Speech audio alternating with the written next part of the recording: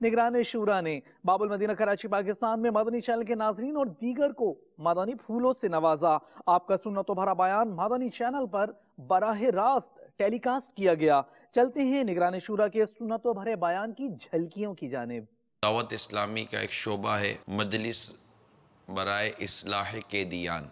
इनकी इस्लाह के उन्वान पर ये मजलिस बनाई गई है। अल्हम्दुलिल्लाह हम मुसलमान हैं और मुसलमान के लिए खौफ खुदा का होना ये इंतहाई लाजमी शे है। हज़रत सैयदना अनस रज़ियल्लाहु ताला अन्हु ने अपने बेटे को फरमाया, ए मेरे बेटे तुम सफला बनने से बचना।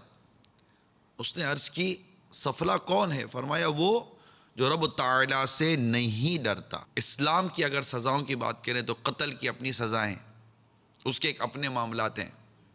कत्ल की अपनी अक़साम हैं, कत्ल ख़ता, कत्ल अमद। नॉर्मली तौर पर किसी मुल्क में, किसी रियासत में जो नॉर्मली तौर पर जराइम का इर्तिकाब किया जाता है, अगर हम उसकी फ़हरिस्त में जाते हैं, इसमें बिरादरियों में दुश्मनियाँ भी हैं, ख़ानदानी और सियासी झगड़े भी हैं, समाजी झगड़े भी हैं, गैरत के नाम पर भी कत्ल तशद्दुद हो रहा है। डकैती अलग है, बैंकों में अलग है, दीगर इदारों में अलग है। मुख्तलिफ अंदाज से चोरी और डकैती का एक मामला है। बहुत सारे जराइम ऐसे हैं जिसमें कई मुल्कों ने कुछ ना कुछ लीगलिटी मौजूद है, इसकी मतलब कि वो कानूनी उसको सरपरस्ती मौजूद है। अगर कहा जाए तो शायद गलत ना होगा कि कई जराइम ऐसे हैं कि जिनकी अगर सरपरस्ती ना हो तो वो जराइम ख़त्म हो जाए। नशा करने वाला मुजरिम, नशा बेचने वाला मुजरिम, तो नशा बेचने वाले की सरपरस्ती करने वाला भी तो मुजरिम हुआ ना। बत्ताखोरी एक वाह बराए तावान। बत्ताखोरी तो दुकानों में जा जाकर, ऑफिसों में जा जाकर पर्चियां देकर आ जाते हैं। बेशरम को शर्म नहीं आती कि लोगों को धमका कर, डरा कर पैसे वसूल करता है। जो इस्लाम और दीन के बारे में जो मिसकंसेप्शंस पैदा किए जा रहे हैं। टॉप 10 कंट्रीज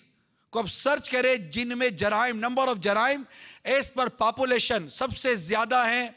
आपको इन 10 ममालिक में, टॉप 10 में एक भी मुसलमान का मुल्क नहीं मिलेगा। अगरचे हमारा मुल्क पाकिस्तान उन 10 की लिस्ट में नहीं है, लेकिन हमारे यहाँ जराइम कम नहीं है। कराची में हर माह 56 करोड़ मालियत के 800 से 1000 मोबाइल फोन छीने जाते हैं। अरे खुदा से लड़के भी कोई जीता है क्या? गन लेकर ठाटा ठाटा करके बस स्टॉप पर खड़े हुए लोगों को मार दिया। तुम्हें पता ही नहीं था कि ये मारा क्यों है मैंने इनको, ये है कौन जिसको मैंने कत्ल कर दिया। वो जब कयामत के रोज ये रब की बारगाह में हाजिर होकर तुम्हारा गिरेबान पकड़ेंगे, मौला हम तो खड़े थे बस स्टॉप के ऊपर, हम तो जा रहे थे बस के अंदर, हम तो घर की गैलरी और खिड़की में और छत पर मौजूद थे। इस जालिम की गन ने हमारा बच्चा छीन लिया, हमारी जान ले ली। अल्लाह तो इससे हमारा हिसाब दिला दे।